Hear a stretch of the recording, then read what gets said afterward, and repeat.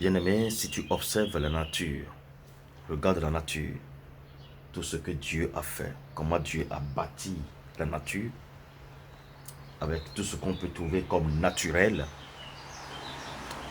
tu finis par comprendre que Dieu, c'est un grand architecte. Et la douceur que nous donne la nature démontre vraiment le plan de Dieu pour l'homme sur cette terre. Ça nous démontre comment Dieu a vraiment voulu à ce que l'homme soit apaisé,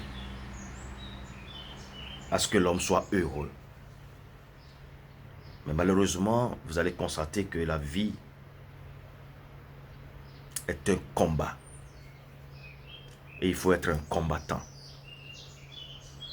Et tout combattant qui veut gagner le combat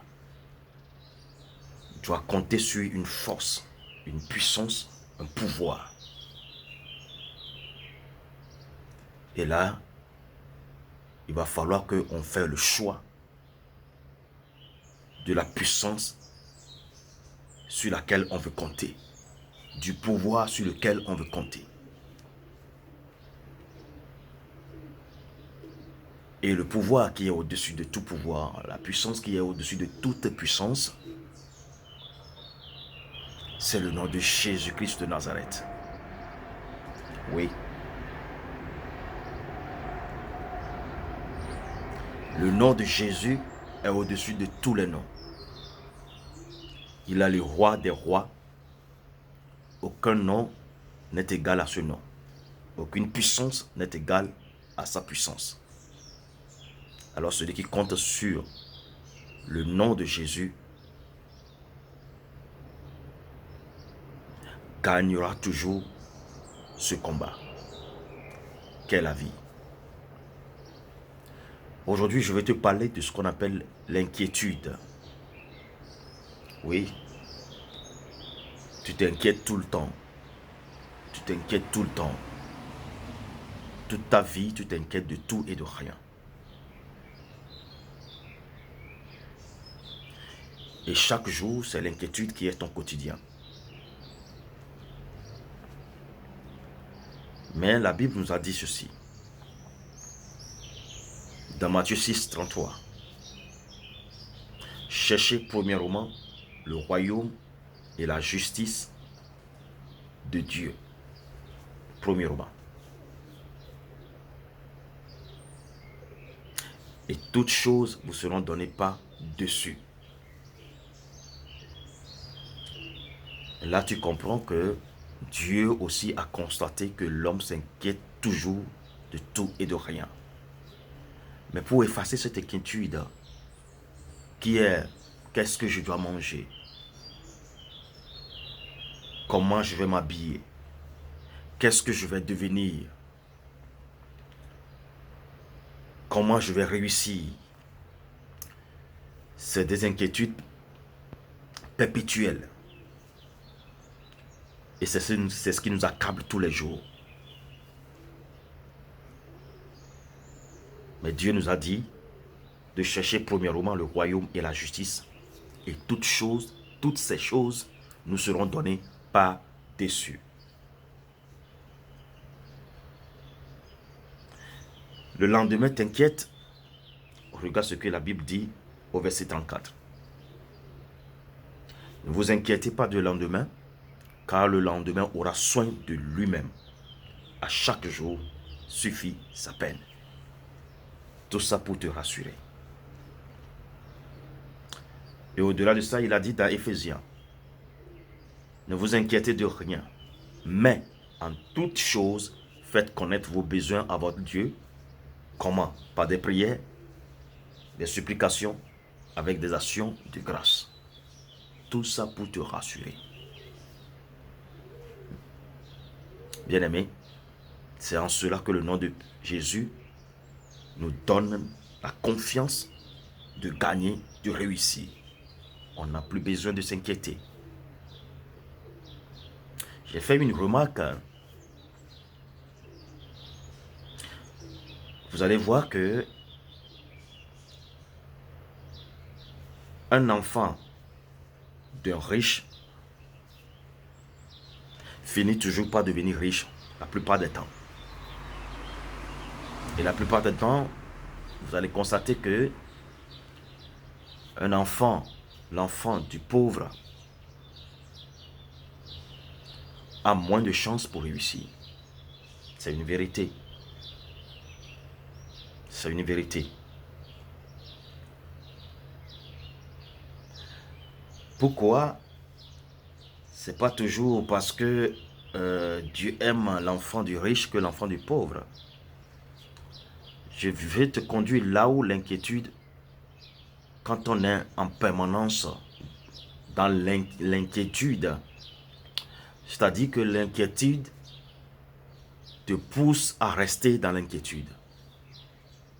Quand tu es tout le temps inquiet de ce que tu vas manger, de ce que tu vas devenir, cette inquiétude te maintient dans l'inquiétude. L'enfant du riche, il ne doute pas de ce qu'il va manger. Il mange bien à sa faim. Il s'habille bien. Il ne s'inquiète pas de quoi il va se vestir.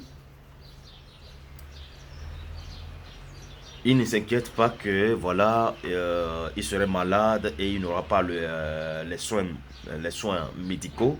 Il ne s'inquiète pas parce que c'est assuré. Et il sait que papa, maman, ils sont là. Les parents sont là, ils sont riches, ils ont les moyens. Et vous allez voir que l'enfant du riche vit paisiblement dans sa famille, sous la protection de ses parents. Il a tout ce qu'il veut, les jouets, tout ce qu'il veut. Il a tout, il est bien entouré. Et vous allez voir que d'ailleurs, il est bien aimé par les autres parce que les autres aussi savent que ses parents sont riches et ils veulent, voilà. Et l'enfant se sent bien entouré, il est rassuré, cet enfant. Il fait ses études tranquillement. Il a des répétiteurs, il a des livres. Il lit beaucoup, il fait des loisirs et tout. Il n'a jamais pensé qu'on peut renvoyer quelqu'un pour l'écolage. Et il est rassuré. Il est tout le temps rassuré, il se sent aimé. Sans inquiétude, papa, il réussit. C'est pas seulement parce que l'argent que ses parents ont sur leur compte bancaire qui fait que l'enfant réussit, non. C'est l'assurance que les parents offrent à cet enfant. C'est le fait que cet enfant ne s'inquiète de rien du tout. Cet enfant trouve tout normal et tout lui vient à tout moment, au bon moment. Et il réussit tranquillement dans ses études. Il va à l'extérieur pour faire des études supérieures. Alors il ne s'inquiète pas de comment il va avoir son visa, comment il va payer le collège, comment il va payer ses études. Non. Et voilà, il réussit. Mais l'enfant du pauvre, il a peur de tout. Il s'inquiète de tout. Parce que la réalité est là devant lui. Au retour de l'école, est-ce qu'il va pouvoir manger? On le renvoie tout le temps à l'école pour le collège. Sur l'année, on peut le renvoyer pour cause de collège plusieurs fois. Devant ses camarades, il sort de la classe, on lui demande d'aller chercher les collages, le premier tranche, le deuxième tranche, le troisième tranche et tout et tout. Il n'est pas sûr de pouvoir manger après l'école, à la maison. Il n'est pas sûr d'avoir des chaussures. Il s'inquiète de tout parce que la réalité l'entoure. La réalité de l'inquiétude l'entoure. La réalité du manque l'entoure. Cet enfant a moins de chances pour réussir. Il reste dans l'inquiétude. Il est né dans l'inquiétude. Il grandit dans l'inquiétude. Et il reste dans l'inquiétude. S'il n'a pas eu ce privilège de comprendre la parole de Dieu, de donner sa vie à Jésus et de trouver son assurance dans le nom de Jésus, il finit par sombrer dans la drogue. Il finit par sombrer dans la précipitation. Il veut réussir coûte et coûte. Et vous allez voir s'il arrive à réussir. Tellement qu'il a manqué des choses dans sa vie, il va commencer par dépenser son argent n'importe comment parce qu'il veut rattraper tout ce qu'il a manqué.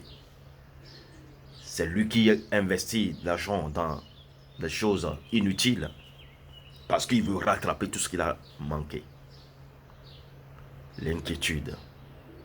Alors bien aimé, le message que je t'apporte aujourd'hui, c'est de divorcer avec l'inquiétude. Si tu as Jésus, si tu as accepté Jésus, il faut savoir que tout ce qui t'appartient et tout ce qui t'appartiendra, c'est Jésus qui va te le donner. Alors, débarrasse-toi de l'inquiétude et garde la foi que Jésus s'occupe de ta vie. Tout ce que tu as à faire, c'est de prier dans le travail et travailler dans la prière. Que Dieu te bénisse. Ton serviteur Damasco. Shalom.